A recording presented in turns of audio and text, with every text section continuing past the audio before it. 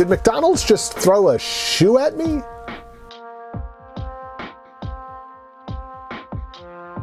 Before we get started, I have to issue a slight correction to my video from last week, which was all about Burger King's Transformers 1 toys.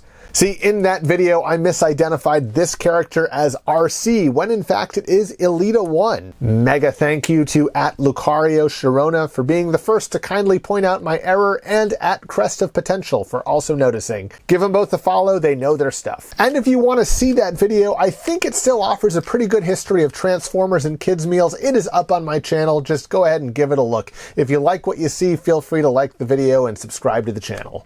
Okay, on to this week's video. Shoes? All right, they're not just any shoe, they're Crocs, which I think we can say are having a bit of a moment. McDonald's is currently winding down their promotion of the trendy footwear, which come with little sticker sheets so you can customize your miniature shoes however you like. In the US, there are 10 possible toys. They all seem to feature some version of the McDonald's smile and a little loop so you can put the shoe on a backpack, or I guess put some keys on it if they fit. They're all right feet and all the same size. Personally, I think these would be cooler if they could fit some scale of toy and were offered in both feet so I could, I don't know, give my Marvel Legends Sentinel Crocs, but that will have to remain an accessory of my dreams. And based on the McDonald's Canada website, it seems as though Canadians get several exclusive Croc designs that are only available there. As you saw earlier, I got one at my local McDonald's here in New York, so let's take a look at it. Each toy comes in a paper box. They are numbered on the side so you know exactly which one you're getting before you open it. Inside is the shoe wrapped in tissue paper and the sticker sheet. There's a look at your sticker options. For this shoe, it is a blue Croc with a McDonald's smile on it. Little loop is in the back, pops up to about there for posing, or all the way for hanging off a backpack or putting keys on. While I suppose you might be able to get some keys on there, it does look a little thick for all keys, so I'm not sure how far you can go with this. And the little ankle piece moves. Overall, these are just kind of baffling pieces for McDonald's Happy Meals. They aren't toys, they aren't books, they're just kind of miniature shoes. But if we dive a little bit deeper, we discover that they're actually perfectly aligned with another McDonald's practice that's been going on since the 1990s at the very least. Happy Meals via McDonald's provide toys and food, yes, but they also provide something else: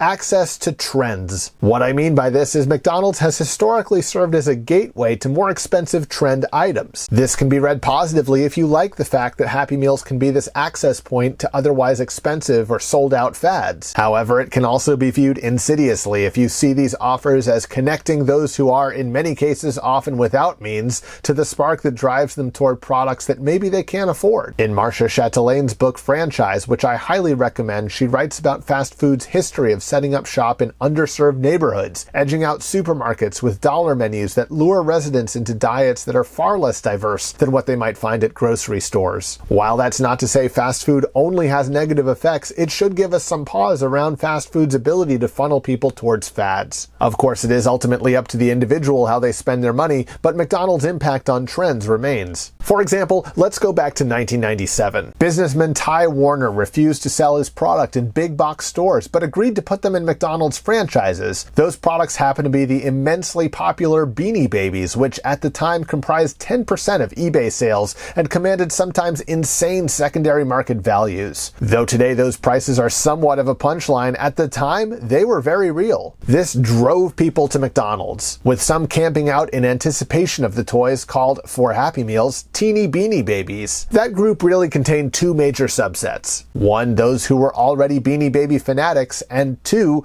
those who would enter Beanie Baby mania through the Happy Meal. The latter were put on a trajectory for fervent collecting, maybe even eventually paying those high prices for the sky blue peanut or whatever. Despite the chaos, the bottom lines of both Thai and McDonald's were well served by this popularity, and the fast food industry took note. Because of this, when the next fad, Pokemon, broke, Burger King was on it. In 1999, Burger King offered a total of 59 Pokemon toys that people flocked to restaurants for. Perhaps, however, Burger King was too eager to capitalize on this trend, as they produced Pokeball containers for the toys that were large enough to cover and suction to the noses and mouths of infants, as tragically happened, prompting a recall. Still, though, Burger King would be back chasing the Pokemon trend a few years later, by then on a downslope, but this time, thankfully, more safely. But at this time, something more interesting but less known was going on in the marketing world. In 1998, B. Joseph Pine II and James H. Gilmore's influential article, Welcome to the Experience Economy, was published in the Harvard Business Review. In this paper, Pine and Gilmore posited that millennials, then the youngest consumer group, valued experiences over material things. Since that article has been published, this idea has been echoed and adapted to future generations by fast food marketing executives who insist this is still true. For example, when marketer Hannah Payne was selling the 2019 McDonald's Summer Festival tour, she repeated the same notion in an attempt to explain why such an event would be a hit. So, in sum, fast food, like many industries, are convinced that young people want experiences, not things. And the experience of joining a trend and the social capital that brings absolutely counts. As a result, McDonald's will find ways for you to join the Cactus Plant Flea Market experience, the Kerwin Frost experience, the BTS experience, the Crocs experience. In fact, they'll focus so much on this that they won't care if their restaurants stop looking like this and start looking like this. Because you don't care about things. You don't want a toy, you want an experience on an app, an experience at a festival, an experience via a celebrity. But I think there's another idea that's starting to dawn on some retail spaces. Things are experiences. When AMC offers you a promotional popcorn bucket, that's an experience and it's a thing. When the original concept of young people liking experiences over things was first created, social media did not exist. There was no TikTok, no Instagram or Snapchat, no people like me ranting and raving on YouTube. Back in 1998, Pine and Gilmore could not have known, at least not fully, how things would facilitate experiences in 2024. And I think that will continue to shift towards the importance of things. That isn't based on science, that isn't based on anything quantitative, it's simply based on young folks that I talk to that join me in hunting down the things that bring them delight. For example, my Gen Z friend who's a cashier at Wendy's collecting all the little Halloween toys from that restaurant. Or the kids I see in the aisles of Target buying blind boxes and MGA Miniverse items. Or yes, the people who go to AMC in droves to buy those popcorn buckets. But for now, I have my Croc. It will likely be my only piece of Crocs merchandise. I'm old. We wear UFOs. Posturepedics all the way. This is not my moment, but it is someone's,